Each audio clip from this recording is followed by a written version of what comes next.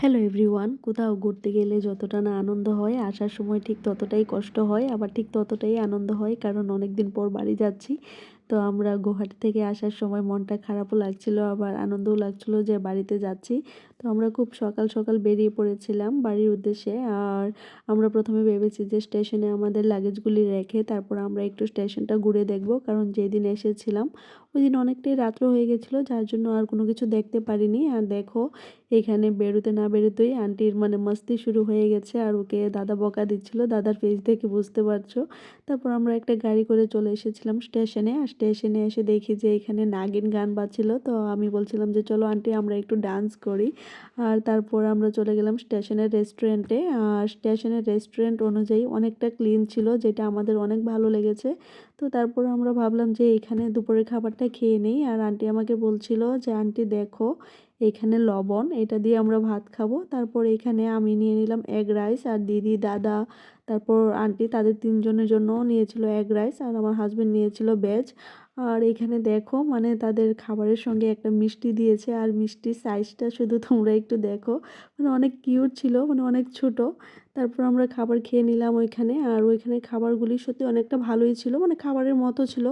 আর তারপর দেখো এখানে আন্টি লুকিয়ে লুকিয়ে মিষ্টি খাচ্ছে। আর পুরো জার্নিতে ও যখন ফানি কিছু করে আর আমি যখন ভিডিও করতে যাই তখন ও আমাকে অনেক বকা দেয়, রেগে যায় আর বলে যে তুমি এগুলি ভিডিও করবে না। তো ওইটা করছিল, ও মিষ্টি খাচ্ছিল, আমি ভিডিও করছি দেখে ও খুব বেশি রেগে গিয়েছিল আমার উপরে।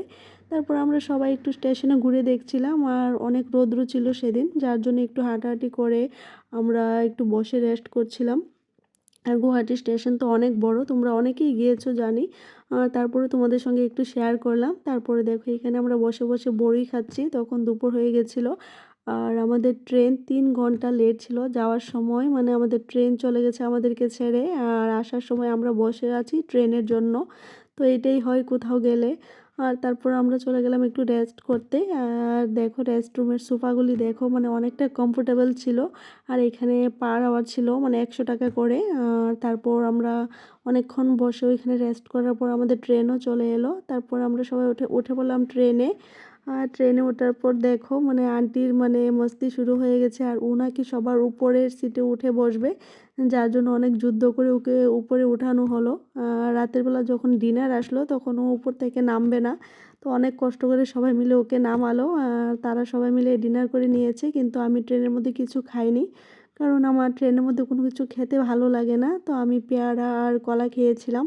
তারপর খেয়ে আমরা সবাই একটু শুয়েছিলাম, আর সবাই মোটামুটি ঘুমিয়ে গেছিলো। আর আমি আর আন্টি আমরা দুজন মাঝের সিটের মধ্যে শুয়েছিলাম। আর দেখো আমরা দুইজন মিলে আস্তে আস্তে করে গল্প করছি। তারপর আমরাও একটু ঘুমিয়ে গেছি। আর তারপরে আমাদের যখন ঘুম ভাঙলো তখন আমরা আগরতলা এসে পড়েছি। আর আমার হাজব্যান্ড বলছে যে আমাদের নাকি এনার্জি শেষ হয়ে গেছে, তাদের এখনও এনার্জি আছে। আর তখন আন্টি ঘুমোচ্ছিল। আর একটা খুশিও লাগছিল যে বাড়ি চলে এসেছি, আবার একটা কষ্টও লাগছিল যে অনেক দিন ঘুরেছি, তো মনটাও এখানে পড়েছিল। তো যাই হোক, বাড়িতে আসার খুশি সবার মুখে দেখতে পাচ্ছ। আর দেখো তারপর আন্টির চোখ খুলো, আর ও বুঝতে পেরেছে যে যাওয়ার সময় এদিকে গিয়েছে। আর চোখ খুলে তো উনিও খুব খুশি, আর বলছিল যে ওনাকে দিদন বাড়িতে যাবে।